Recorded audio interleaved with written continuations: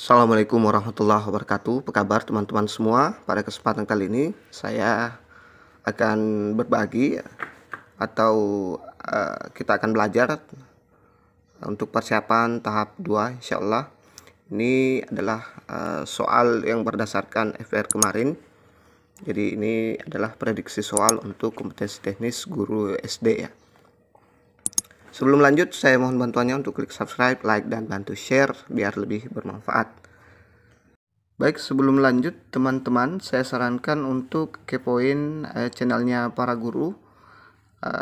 Di sini ada banyak sekali materi-materi P3K yang teman-teman bisa lihat sesuai kebutuhan teman-teman. Sudah hampir lengkap untuk semua mapel, jadi teman-teman tinggal lihat video, klik video atau playlist juga bisa. Di situ teman-teman bisa lihat apa yang teman-teman butuhkan, mapel apa. Saya sudah buatkan playlist per mapel ya.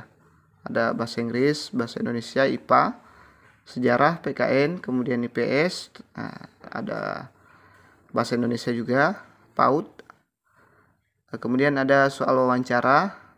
Ini pembahasan soal sosiokultural. Bagi teman-teman yang pernah ujian silahkan tonton, insyaallah tidak akan jauh beda dari situ ya. Ada juga soal untuk SD atau PGSD ya. Jadi silakan teman-teman buka di playlist ya. Baik, kita langsung masuk ke soal yang pertama. Kreativitas merupakan salah satu karakteristik perkembangan intelektual murid SD, yang artinya kemampuan untuk A. Memecahkan masalah dalam kehidupan sehari-hari yang sering dilakukan dan menghasilkan kepuasan kepada dirinya sendiri dan orang lain. B. Penalaran yang menggunakan logika-logika yang dapat diterima oleh semua orang dan menghasilkan penyelesaian persoalan untuk mengambil keputusan. C. Berpikir tentang sesuatu dengan suatu cara yang baru dan tidak biasa serta menghasilkan penyelesaian yang unik terhadap berbagai persoalan. D. Mengembangkan ide-ide secara cerdas dalam rangka penyelesaian masalah-masalah yang dihadapi dalam kehidupan masa sekarang maupun masa yang akan datang. E. Proses menyelesaikan masalah yang sedang dihadapi dengan berbasis ide-ide yang diajarkan.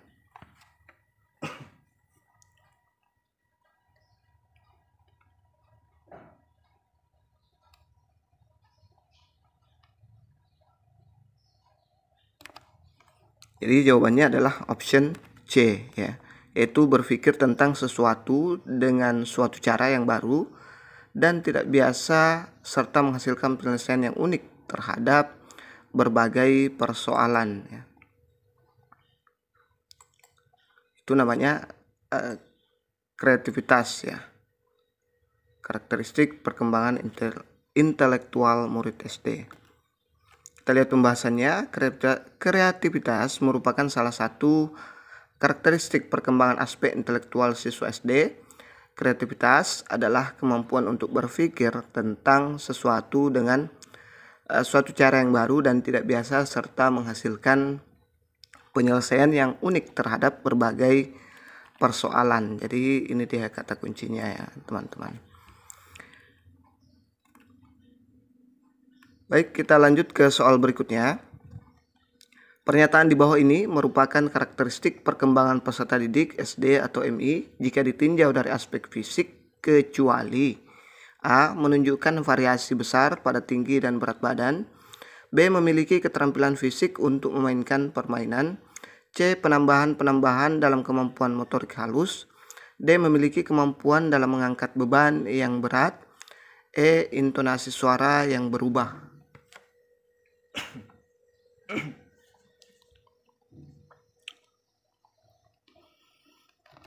Jadi jawabannya ada di option D, yaitu memiliki kemampuan dalam mengangkat beban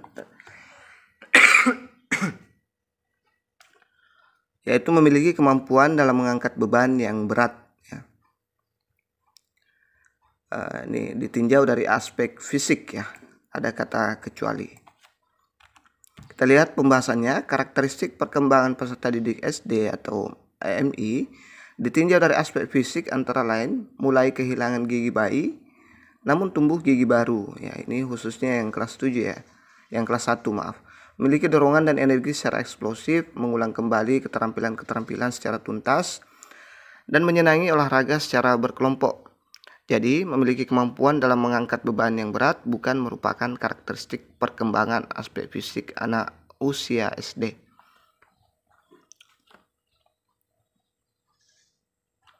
Kita lanjut ke soal berikutnya. Pernyataan di bawah ini yang merupakan karakteristik perkembangan peserta didik SDMI jika ditinjau dari aspek sosial adalah A. Mulai menyukai teman sebaya sesama jenis, B. Berperan serta dalam permainan logika, C. Menyukai teman sebaya lawan jenis, D. Dapat bekerja dalam durasi waktu yang lama, E. Senang bermain dengan lingkungan sekitar.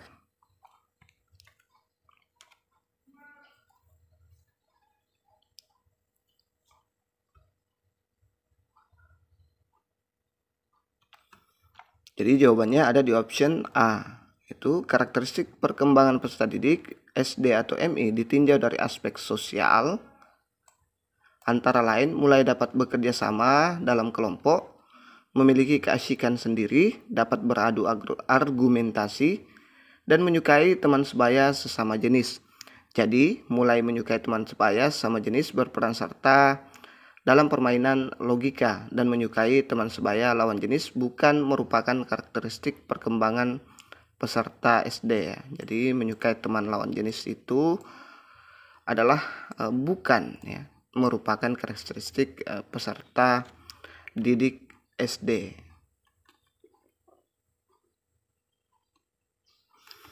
Kita lanjut ke soal berikutnya. Pernyataan di bawah ini yang merupakan karakteristik perkembangan peserta didik SD atau MI jika ditinjau dari aspek emosional kecuali A. Kesulitan memulai sesuatu tetapi jika berhasil akan bertahan sampai akhir, B. Menampakkan marah apabila mengalami kesulitan di sekolah, C. Mulai muncul perasaan simpati kepada orang lain yang lebih dewasa, D. Memiliki rasa humor yang diekspresikan dalam lelucon praktis, E. Bersedih saat mengalami beberapa kejadian atau musibah.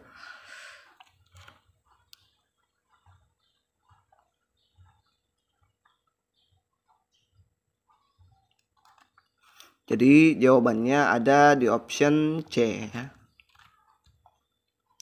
Kecuali mulai muncul perasaan simpati kepada orang yang lebih dewasa ya. Ini ada kata kecuali ya. Aspek emosional ya.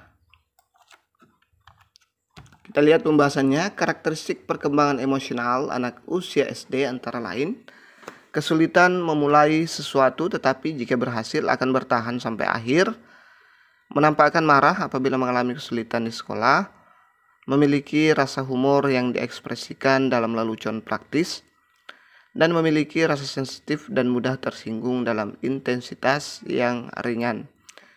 Jadi, mulai muncul perasaan simpati kepada orang yang lebih dewasa bukan merupakan karakteristik perkembangan emosional anak usia SD.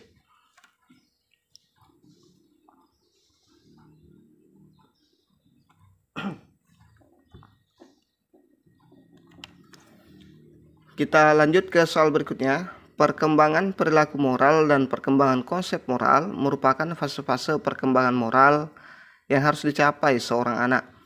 Pada fase perkembangan perilaku moral, seorang anak belajar melalui cara-cara berikut kecuali A. Coba ralat atau trial and error, kemudian B. Pendidikan langsung, C. Identifikasi, D. Observasi, E. Berekspresi.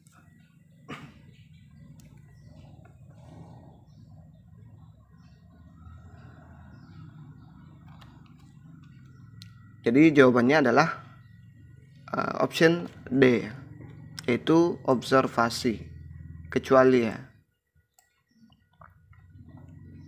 Perkembangan fase perilaku moral. Itu kata kuncinya. Kita lihat pembahasannya. Perkembangan moral anak terdiri atas dua fase, yaitu fase pertama perkembangan perilaku moral dan fase kedua adalah perkembangan konsep moral. Metode-metode yang digunakan agar anak mengalami fase perkembangan perilaku moral terdiri atas coba, ralat atau trial and error. pendidikan langsung, dan identifikasi.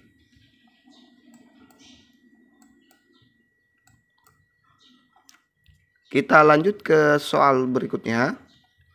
Pada anak usia sekolah dasar sering disebut usia berkelompok.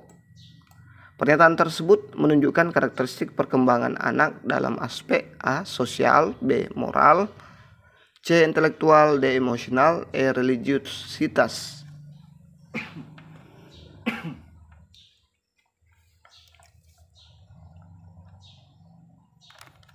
Jadi jawabannya adalah option A ya. Karakteristik perkembangan aspek sosial anak usia SD antara lain anak berminat dalam kegiatan dengan teman sebaya, ingin menjadi bagian dari kelompok yang mengharapkan untuk dapat menyesuaikan diri dengan nilai dan perilaku, serta minat para anggota kelompok. Berdasarkan karakteristik perkembangan sosial tersebut, usia ini disebut juga usia berkelompok.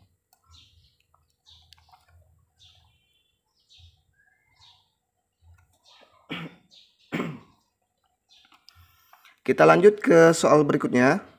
Pada mata pelajaran PKN, salah satu minat siswa usia sekolah dasar yang dapat teridentifikasi dalam proses pembelajaran adalah minat terhadap A. Masalah sosial, B. Bidang olahraga, C. Tubuh manusia, D. Kesehatan manusia, E. Perasaan kedaerahan.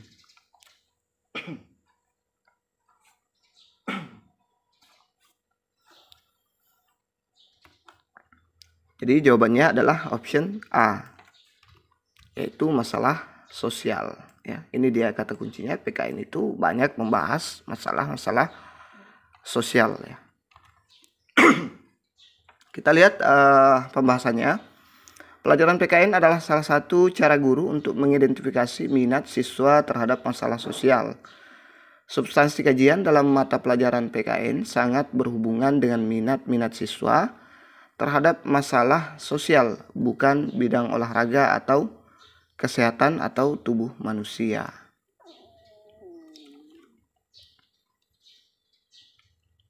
Kita lanjut ke soal berikutnya. Dalam proses pembelajaran matematika, khususnya ketika guru mengaitkan materi pelajaran dengan kebutuhan hidup sehari-hari,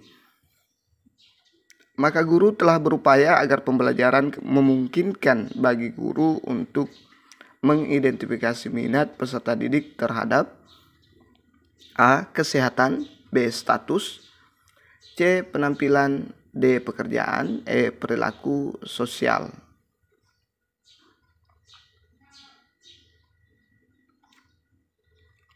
Jadi jawabannya adalah option D. Kita lihat pembahasannya. Mengaitkan mata pelajaran matematika, khususnya ketika guru mengaitkan konsep atau kegunaan matematika dengan kehidupan sehari-hari, memungkinkan guru untuk mengidentifikasi minat-minat siswa terhadap pekerjaan di masa akan datang.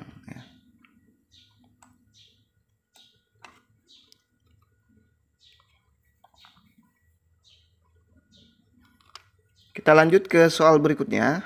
Ketika dalam pembelajaran bahasa Indonesia, ketika ada murid yang sangat antusias memerankan tokoh dongeng atau cerita rakyat yang disukai, berarti guru telah menyajikan bahan pelajaran dengan menarik.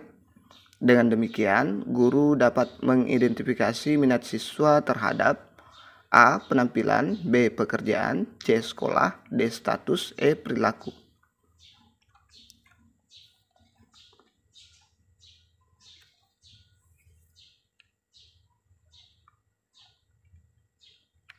Jadi jawabannya ada di option C, yaitu sekolah ya. Kita lihat pembahasannya. Dalam proses pembelajaran bahasa Indonesia ketika ada siswa yang sangat antusias memerankan tokoh dongeng atau cerita rakyat yang disukai, berarti guru telah menyajikan bahan pelajaran dengan menarik ya. Dengan demikian, bahan pelajaran yang menarik tersebut dapat mengidentifikasi minat siswa terhadap sekolah.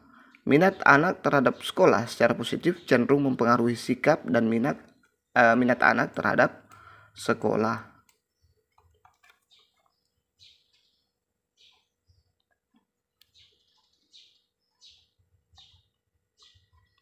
Kita lanjut ke soal berikutnya. Jangan lupa subscribe, like, dan bantu share ya teman-teman. Dalam proses pembelajaran tentang kompetensi dasar, mengidentifikasi kebutuhan tubuh agar tumbuh sehat dan kuat, atau makanan, air, pakaian, udara, lingkungan sehat. Guru dapat mengidentifikasi siswa yang selalu bertanya dan mampu membuat laporan tentang apa saja yang diminatinya dengan sangat baik. Berdasarkan uraian di atas, dapat dikatakan bahwa guru dapat mengidentifikasi minat siswa terhadap A. Seks, B. Penampilan, C. Kesehatan, D. Pekerjaan, E. Aktivitas sosial.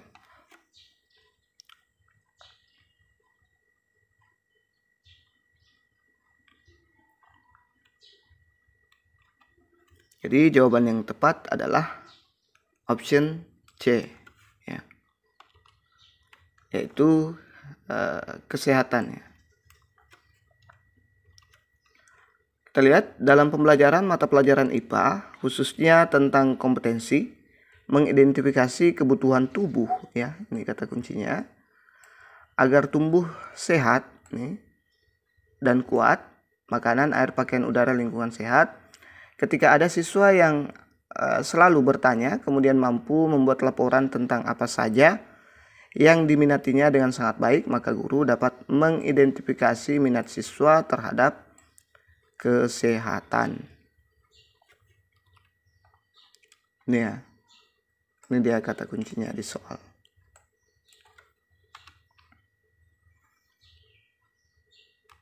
Oke, itu saja dulu yang sempat kita share. Mudah-mudahan lulus di tahap 2 ini. Terima kasih sudah banyak menonton, mudah-mudahan bermanfaat, mudah-mudahan ada yang masuk salah satunya, karena ini berdasarkan FR ya, contoh kasus dan sebagainya. Jangan lupa subscribe, like, dan bantu share. Assalamualaikum warahmatullahi wabarakatuh.